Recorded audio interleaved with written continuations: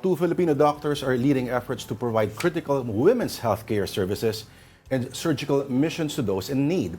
And we have them right now on Zoom. Dr. Randy Lizardo, a minimally invasive gynecologic surgeon and assistant clinical professor at the George Washington University, and Dr. Rumelle Reyes, acting chief of the Department of Obstetrics and Gynecology at Salcedo Doctors Hospital. Docs, welcome po sa Afternoon Delight, si Lord po at si Denise. Good afternoon. Good afternoon, Good everyone. afternoon po. Gusto mo? First question. Sige, Doc, first off, can you just describe the types of medical missions, because we heard that you do those, that you would conduct? So, good afternoon, everyone. So, at Salcedo Doctors Hospital, the medical missions we conduct are centered on women's health. So, we attend to patients and do free consultations. Any concerns, may it be in the field of obstetrics or gynecology.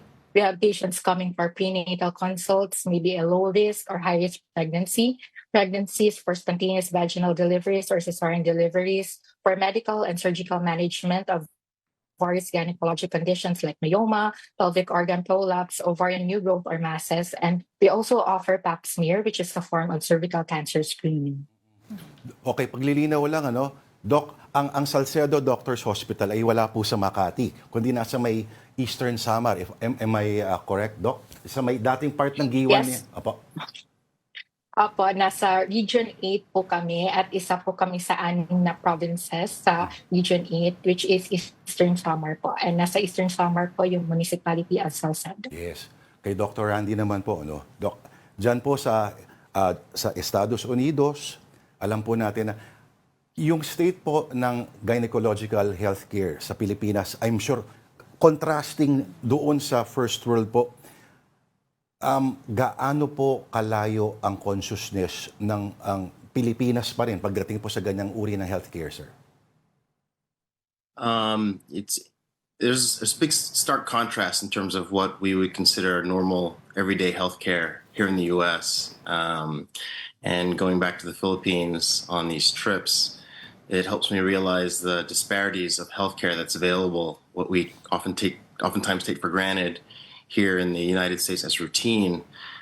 It seems like it's almost sometimes a privilege just to have something as simple as a regular pap smear back in the motherland. And that's just some of the more basic types of services that are provided through Salcedo Doctors Hospital. With our collaboration with the local providers that are in Eastern Samar, we're now able to also provide enhanced, minimally invasive types of surgeries that are associated with a much quicker recovery, fewer complications, and the incisions to perform these bigger surgeries are a centimeter or less, as opposed to the traditional incisions, which are fairly large, either up and down or sideways. And that's make a huge impact in terms of recovery, the ability to get patients back to their regular daily activities, and definitely elevate the level of care that's received.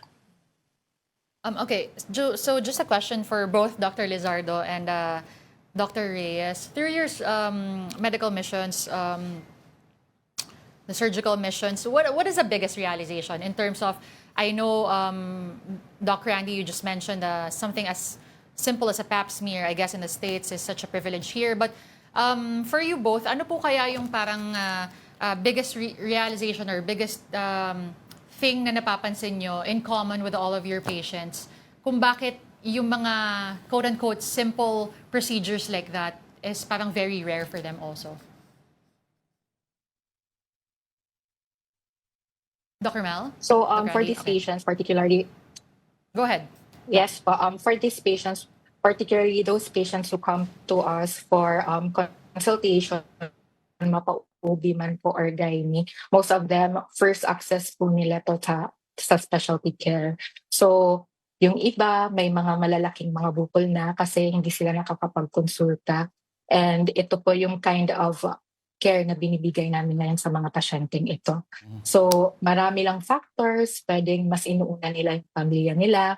Isang day na walang pasok means isang day na walang pera para sa family nila for food. And previously, yung pinakamalapit po na hospital, which is a tertiary government hospital na nagbibigay po ng specialized OBGYN care is in Tacloban, sa Eastern Visayas Medical Center. Doon po ako nag-train. And this is approximately 3 hours drive. So masyado siyang malayo. So yung para sa mga patients na ito, napakalaking bagay para sa kanila na meron ng isang institution na mapupuntahan para sa mga problema nila para ibabaon. Doc Rumelle, okay, medyo related pa rin sa tanong kahit papano no, ni Denise. Ano po yung number one na problema nyo po dyan pagdating po sa field ng medicine niyo sa mga babae po? Tapos, yung nagugulat kayo na hanggang ngayon merong certain, I'm sure may moral aspects pa rin po, religious, cultural, doon sa kanilang ugnayan, sa kanilang katawan. Para po sa akin, marami po tayong mga cases ng obstetrics, mga buntis po ng mga babae. And although slowly nare-realize na nila kung gaano po kahalaga ang prenatal consult sa mga rural health units, meron pa rin po tayong mga kababayan na walang consultation. Para sa kanila, pupunta na sila sa hospital pag manganganak na sila. So, feeling nila walang problema, which is nakakatakot kasi hindi pa nila alam kung ano yung mga risk or ano yung pwedeng mangyari pag wala kang laboratory, wala kang ultrasound. And napakahirap po to para sa ibang hospital din kasi wala silang mga ultrasound machine, walang mga OB-gynecologist. So, yung impact ng pagkakaroon ng prenatal consult, kasi nagkaroon na po ako ng mga patients na galing sa first prenatal consult and then makakasama ko sila hanggang delivery.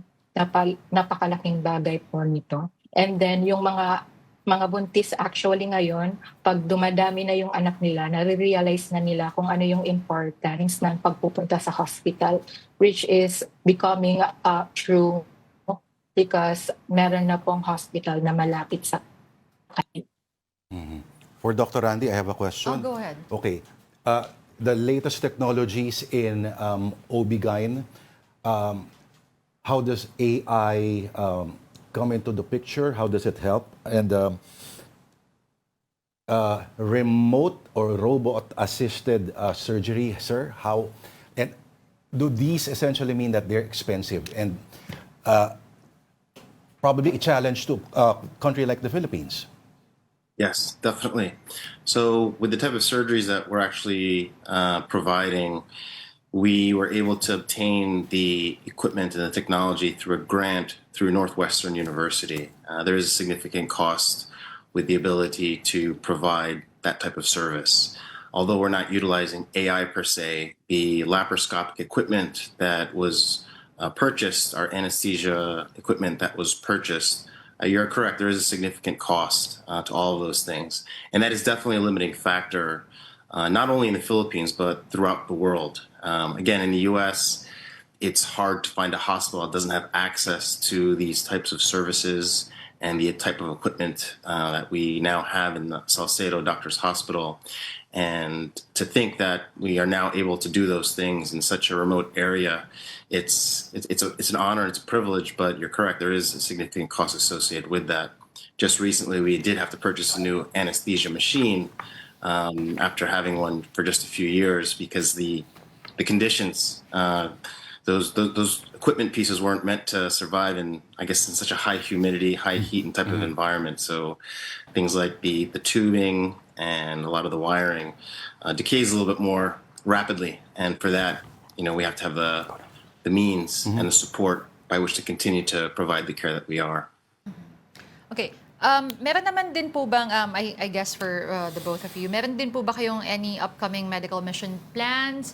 And dagdag ko na lang din po, gusto ko lang malaman. Kasi, Dr. Rumelle, you were also telling us a while ago na yung problema is hindi talaga nagpapacheck up yung mga tao. Do you think, I know, I fully understand yung pinansyal na aspeto ng kanilang mga buhay. No? Pero do you think din ba ito yung parang dahil nakasanayan na Pinoy na lagnat laki lang yan or ganyan? It's just the mentality na wala lang to. I can power through this also. As a young professional po, nakita ko po kung ano yung change ng mga tao in terms of seeking consult for their health problems. May factor din po yung dating pag-iisip ng mga Pinoy Pero mas nakaka-happy pong tignan yung mga pasyente na mas nagiging health conscious na po sila. Aside from other barriers like hindi nagkakaroon ng hospital na malapit, walang pera. Pero pag pumupunta sa amin yung mga pasyente, sinasabi nila yung mga problema nila. Pumupunta sila kasi gusto nilang magkaroon ng lunas sa kanilang sakit. Hindi dahil feeling nila mawawala lang to, pero alam nila na may makakatulong sa kanila. Dr. Randy? Okay. Meron din po bang mga upcoming missions pa po? Medical missions?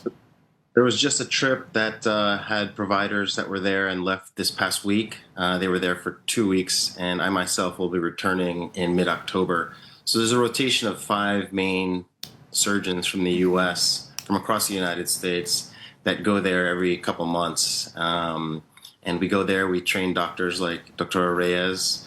We bring staffing to help train the nurses. We'll be bringing anesthesiologists to help assist with the anesthesia because the type of anesthetic is a little bit different with these types of cases. But we come back probably every 2 months to help teach, help provide the knowledge. Dr. Reyes has had some awesome progression. She's a great surgeon. This is just going to help add to her skill set. And because of that, it's going to leave a little bit more of a lasting impression because she'll be able to carry on the services provided even long after we're not here anymore. She'll be able to teach other people as well. So it makes it a sustainable impact and a sustainable effort, and that's part of what we're trying to do. All right. Thank you very much for your time, Drs. Randy Lizardo and Dr. Rumelle Reyes. Thank you. Salamat Thank po. you po. Salamat po.